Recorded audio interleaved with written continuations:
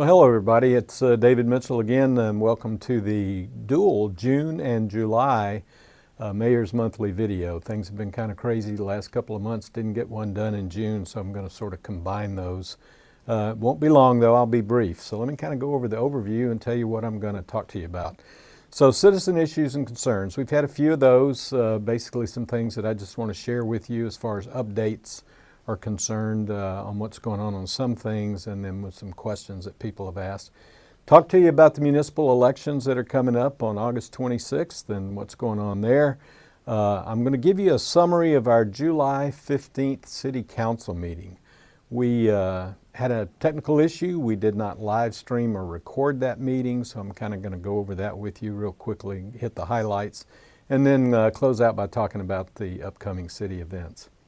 So let me start with citizen issues and concerns. Had a question about broadband service and the lack of it at in the Mount Dixie Road area off of Ferry Road. And so I told the person I'd take a look into it, and about, I think it was 2023, got a message from Charter Communications, or actually Spectrum, who has acquired Charter, that said, hey, we've gotten a grant from the state of Alabama. We've put about $16 million of our own money, so we've got about $18 million to invest in adding fiber optic broadband capability in our area. And it's more than Columbiana, but it's in basically rural Shelby County, includes Wilsonville, Shelby, and places like that as well. And so I said, great, and I've been asking ever since then, when is it going to happen? They put out a press release and everything, and there's been some work going on, and I have seen some of them working, but apparently not in the Mount Dixie Ferry Road area. So I called and I got a hold of somebody, which is interesting. It's very difficult to get a hold of a human being these days. And there is a website, and he gave me that information, and I signed up to get texts. And when he looked up the address, all he could tell me is, they're saying that we're supposed to get fiber optic broadband service from Charter in that particular area, Charter, Spectrum, soon, whatever soon means. And they've been telling me that for a couple of years. So I'll keep after it, see what I can find out, see if I can get somebody to nail it down. I know that's frustrating. There's a map here. You can see the little circle I've got in red on the map. That's the area in question. The gold on this map is where Spectrum and Charter are supposed to be putting their fiber. It's kind of splotchy, looks like one of those Rorschach tests, but they weren't allowed to actually put their service in a location where AT&T already had service. So that's the reason why it's kind of scattered all over the place. But anyway, that red circle is supposed to get service soon, according to Spectrum, and hopefully it will be. The issue of sidewalks has come up quite a bit. And I looked at, I think in May, I talked about sidewalks in the May monthly video, and I listened to it again and watched it, and I didn't use the best choice of words. I made the comment that I don't like sidewalks. And I don't like that from the perspective of a mayor who has to pay the cost of maintenance and upkeep. It's not that I'm opposed to sidewalks. I think they're beautiful, and it's just that they're a maintenance nightmare for us. So one of the things that I've talked to our Public Works Director for the upcoming budget that we're in the process of working on is we're probably not going to spend as much money on street maintenance because we're a little bit ahead of our schedule on the repaving of the streets. So let's see if we can't divert some funds for sidewalk maintenance. And we've got a lot of sidewalks that need repair, and so it's not something that'd be just like the streets. We're not going to be able to get them all done in 1 year, but we're trying to develop a plan to take care of those sidewalks, and we'll start with the ones that need it the worst, if you will, and go forward there. We're also going to obviously been researching and finding some federal grants or state grants that might be available as well to help us with the sidewalks. So we'll be working on that. Like I said, poor choice of words in my last video. Then I got a question about someone who does not live in the city limits of Columbiana. And to access their property, they have to traverse about a mile of private property along a private road. And they were asking the city And frankly, they were asking the city, the county, and the state. But from my perspective, it came to the city and said, will you please fix our road? And I've driven down the road, and it is in very bad shape. But we're precluded as a municipality for doing any work in repairing those maintenance roads. And so what those private roads, excuse me. So what that comes under is what's known as the public purpose doctrine, which is in Section 94 of the Alabama Constitution. And basically what it says is that the legislature does not give a municipality any authority to spend public money, resources, funds, anything of value to do anything in aid of a private individual or anything like that. So there's been a Supreme Court case on this particular subject to where someone determined that this was a public purpose and they spent the money on the private property, but it was challenged in court. And the problem the court said is the paramount test should be whether the expenditure confers a direct public benefit of a reasonably general character. That is to say, a significant part of the public. So if you're spending the money on a private road to serve half a dozen households in the entire community, that might not serve a public purpose. And then finally, there was an Attorney General's opinion in 2019 about Section 94. It simply says straight out, a municipality may not expend municipal funds or lend its credit for the repair and or replacement of private roads and bridges. So, you know, it's frustrating for the folks who live out there. I get it. But we as a municipality are limited by the law, at least my interpretation of the law. I'll be honest, I'll be fair in that there's a lot of gray area when it comes to the public purpose doctrine. And so these particular citations that I quoted led me to believe the city wouldn't be able to do it, especially given the fact that the people we would be serving are accessing their property through the city, but these folks are not residents of the city of Columbiana. So that's on public maintenance of private roads. Okay, talk to you about the upcoming municipal elections. They're going to be August 26th at the Columbiana Rec Center. Our federal and state and county elections in recent years have been at the Grand Hall at Old Mill Square. But the municipal election, which is on an off cycle from the other elections now, is going to be at the Rec Center, which is where we used to go to vote. And I know for 2 years I would bump into people who wondered where the election was being held because they were going to the Rec Center instead of coming to the Grand Hall. Now it's going to be just the opposite, I'm sure. There's going to be people who come to the Grand Hall and they are going to have to be told to go to the Rec Center. We're going to put a sign up there to make sure that people know. So it's important that you vote. Everybody's vote counts, so we want everybody to know where it's at. So there's been some events that have occurred prior to now in the election. On May the 6th, the City Council passed 2 resolutions. One was to authorize the use of electronic voting devices, which we basically do every election. And we have to appoint an election official. The state statute says that the mayor is the election official for a municipal election unless the mayor is a candidate for election. And so I am running for re-election, so the council appointed an election official, and that's our city clerk, which is Charlene Tucker. And then June 10 through 24, we went through candidate qualifications. And on July the 8th, we also had to appoint poll officials. These are the people who manage and oversee the workings at the polls. And most of these people have done it at our elections for many, many years, and there's a few new ones. So we did appoint the poll officials on July 8th by resolution.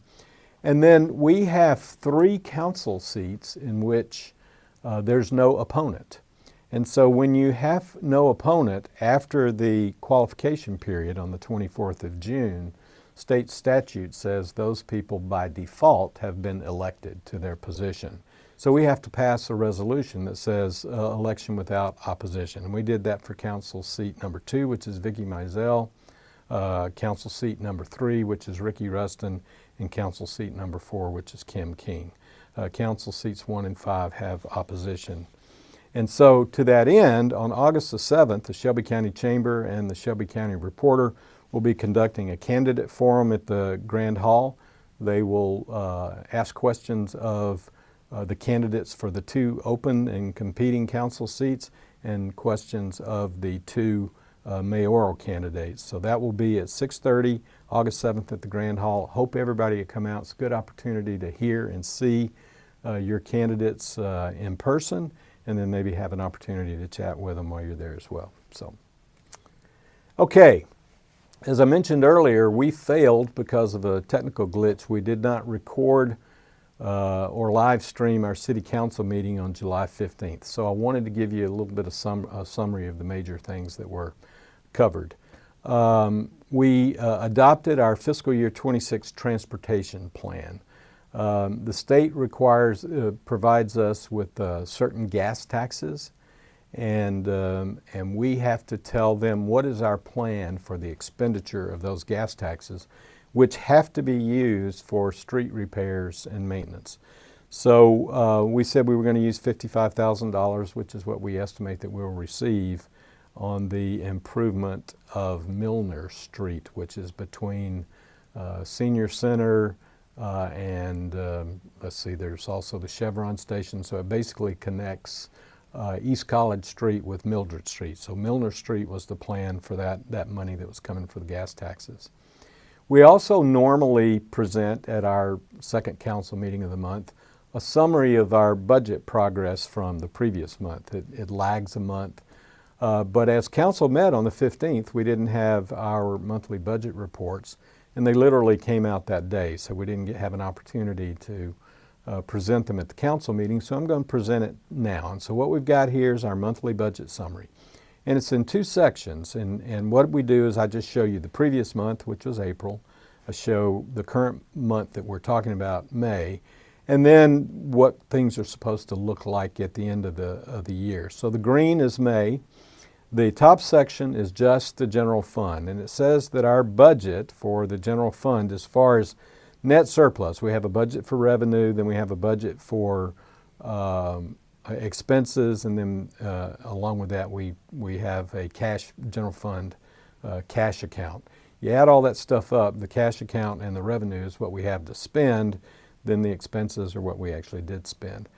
And so what you see down in yellow there at the bottom, the $1,721,000 and some change, that's our surplus. That's what we have left over after we've spent those things. For year to date, that's the budget. For the actual, however, for May is the middle column, and you can see that we have our revenue was $5.4 million, our expenses were $5 million, our cash was $2 million. So we actually have almost a $2.5 million surplus or balance as opposed to the $1.7 million. And so that's $755,000 more than where we expected to be at this month. You have to warn people not to get too excited about that, because you can see that we have budgeted only a $1.1 million surplus, and that's because we're going to burn that down by spending money. When we budget and say, here's what all of the expenses are we're going to have by the year, they total this much, we divide it by 12. And so every month the budget is the same. We may spend more or less one month for the other, and so those timing issues is what affects these balances. So I keep a close watch on it, try to keep an eye on what we spent, what we know we are going to have to spend, to see how we're going to do compared to the end of the year, and I think we're going to be fine.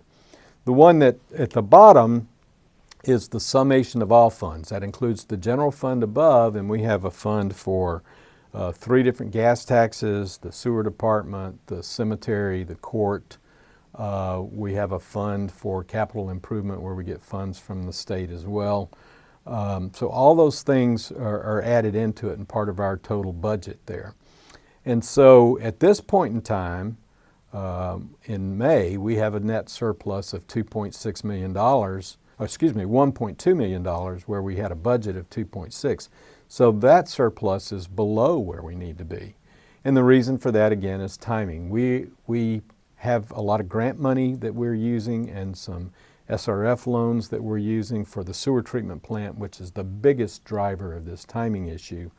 And as far as the grant money, we incur the expenses and we account for those, but then we have to go send that stuff to ADEM at the state of Alabama and get them to reimburse us. So oftentimes there's a lag associated with that. Once again, I'm watching that very, very closely to make sure that we're going to be on track. So, so we're looking at, that's the total surplus, including the general fund and all the other funds, where we have a budget at the end of the year of $2.5 million. That's over at the blue column. And right now, to date, that surplus total is only $1.2 million. And the biggest reason for that variance is the timing of receipts associated with our sewer treatment plant. Public comments at the end of the meeting. There was some discussion about the sign ordinance, and this didn't have to do with political signs. It had to do with the complexity of the sign ordinance altogether. This ordinance is about 19 pages long, and it is. It's a mess. And so question was, you know, how often to review these things? What are we going to, can we fix that? And so we said, yep, we need to take a look at that. We need to see if we can't simplify it, see if we can't make it more clear. And so we will do that. We're in the midst of preparing our budget for fiscal year 26. We're in the midst of an election, so I told the person who brought this up that it's probably going to be a while before we get to it, but I agreed with him, and I think the council did in general as well, that the sign ordinance is a mess and we need to do that. There was a question raised about the entertainment district.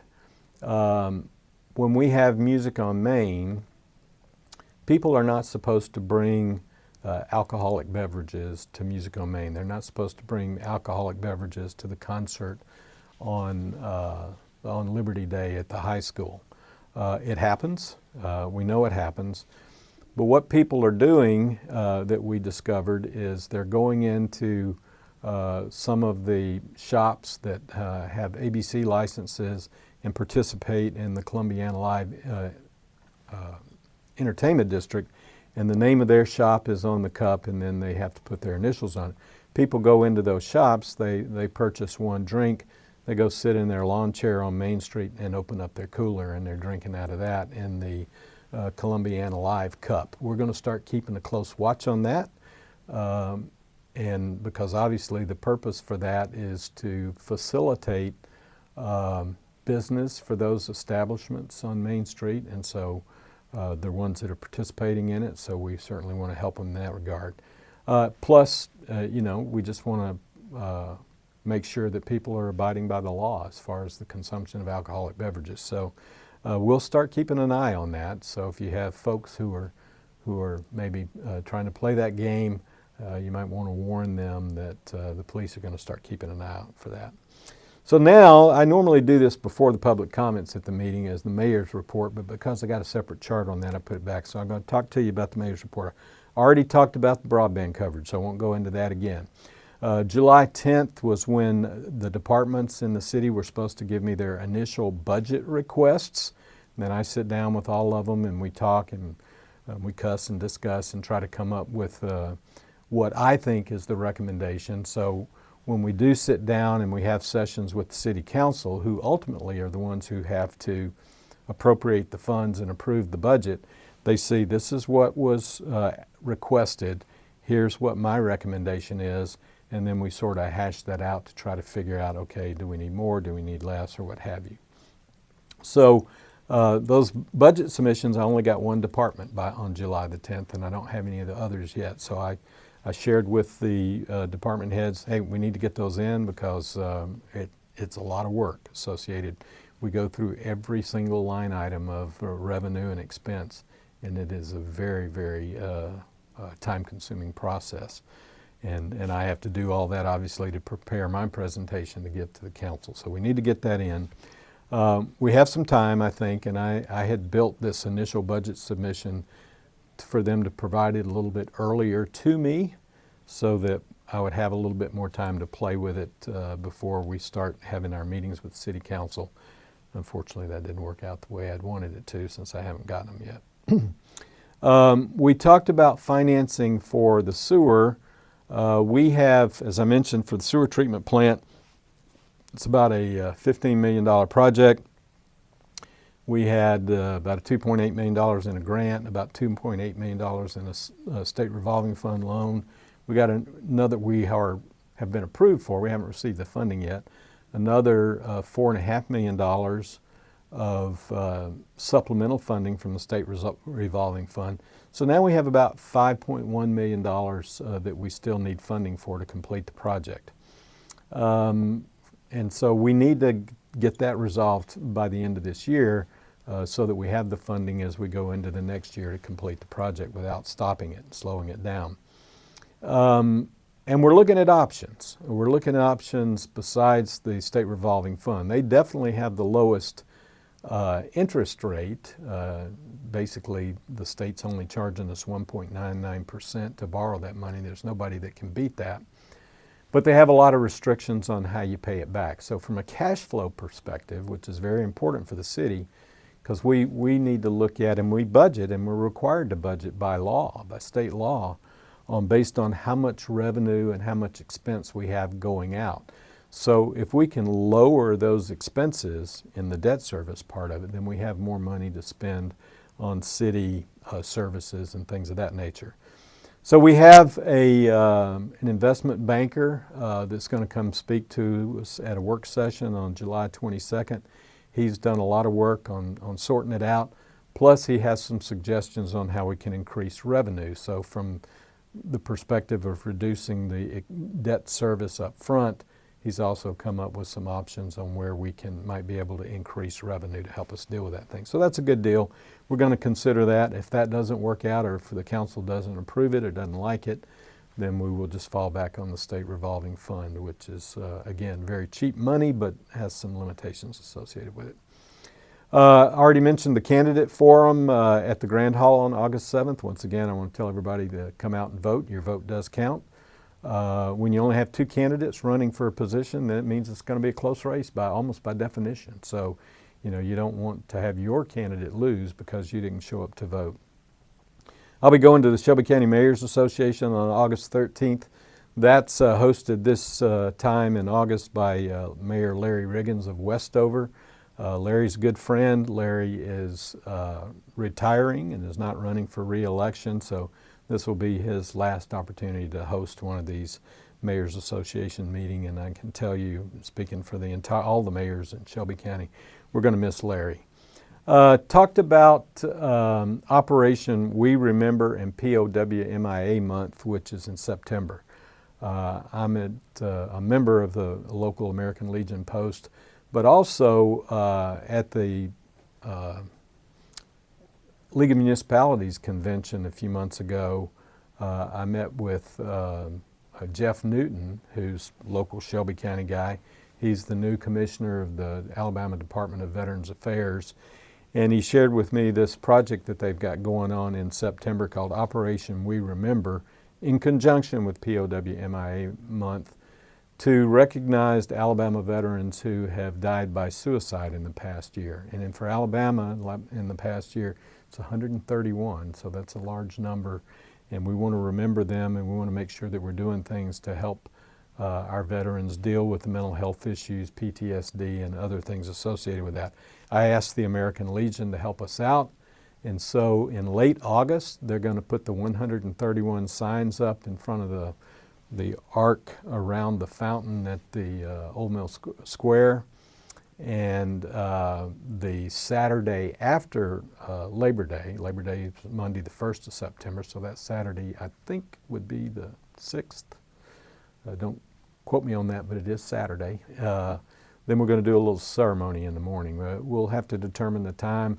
It was suggested 9 o'clock, but my experience from other events like Liberty Day and Cowboy Day is people don't get up and come out at 9 o'clock in the morning. So we might make it a little bit later before it gets too hot, but at the same time, we hope to have a good turnout for these people to support the families and remember those folks who did die from suicide, our veterans, and also to remember and recognize our POW and MIAs. So that was pretty much it as far as the City Council meeting on the 15th and what's going on. Upcoming events, before I get into this, I wanted to tell everybody a little bit about Liberty Day. We have some new software that allows us to, and it takes cell phone pings, it uses GPS from automobiles and various other sources of information. And it basically estimates the attendance at these events. And initially we came out with a count for Friday night and Saturday of 30,000 people came to Columbiana for Liberty Day. But the software keeps crunching, and I guess it gets more data in, but after a few days it was updated, and basically the updated count was more than 35,000 people, about a quarter of those on Friday night and the rest of them on Saturday. For a town of 5,000 people to have 7 times its population visit us during Liberty Day, I'm really excited about that. The purpose of Liberty Day obviously is to do something that's fun and for the people here in Columbiana, but also to bring in people outside of Columbiana and let them see what a great city we have, let them frequent the businesses that we have in town, and obviously provide some economic incentive and support for those businesses. So Liberty Day was a huge success. I was really proud of that. On Friday, July 18th, we'll have Sunset Music and Market on Main Street.